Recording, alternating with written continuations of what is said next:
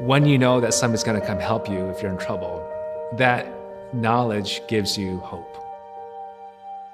That hope can really help you hang on and live. Things like natural disasters or places where there are no roads.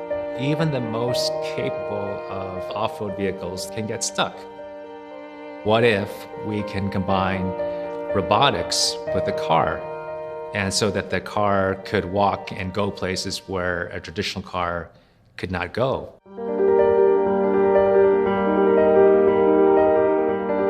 Elevate is a car that can walk.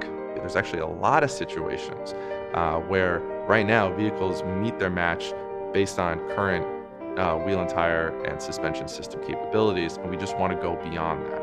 And as soon as we start to paint a picture of some of these use cases, the light bulb goes on. If a car could walk, can it go farther and reach more terrain on Earth than a traditional just rolling vehicle? I like to call it the ultimate mobility vehicle. It has the ability to transform from a four-wheeled vehicle into a four-legged walking machine.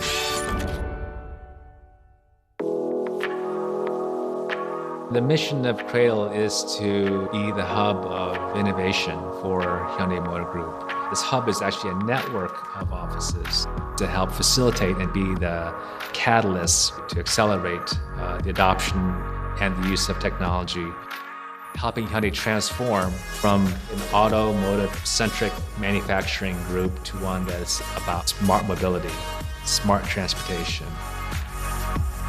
Sundberg Farrar had been working with Hyundai on a few mobility projects. They were helping us understand emerging technologies. They were looking at battery electric vehicle platforms and emerging robotic technologies.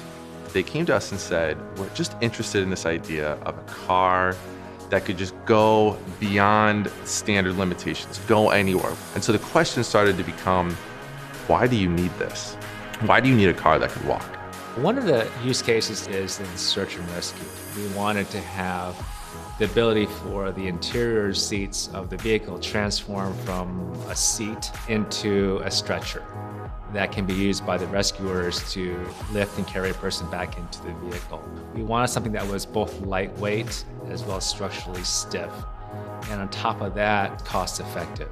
I wanted to explore other technologies, in this case with Autodesk, about the use of internal structures within the frame of the seat itself that could provide a very high efficiency of stiffness. Math, in this instance, is beautiful. What is super unique about this vehicle that no other robotic vehicle does, where the vehicle can move into reptilian or mammalian mode and still fold up and drive like a normal vehicle.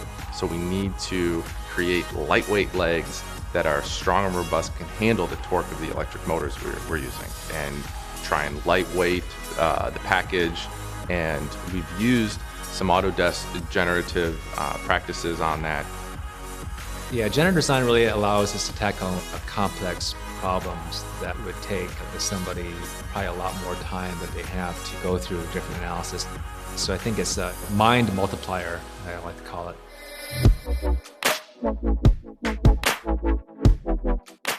The software is helping us make an educated decision. It's forcing us to look at the different manufacturing techniques. 3D printing versus cast magnesium. There's different cost factors, there's different strength performances between the two, there's timing implications.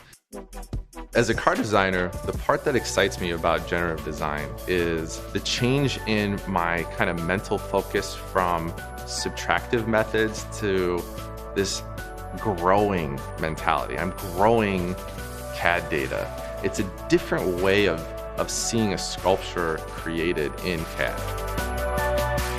With Autodesk, I hope to explore it even further. What are the tools to help kind of experiment with that digitally? And what are the tools that help to put this together in the physical format? And how do we iterate that rapidly? I'm looking forward to the day that we can elevate from sort of the concept of today to the experimental prototype of the future to the product that can be out there in the field helping people.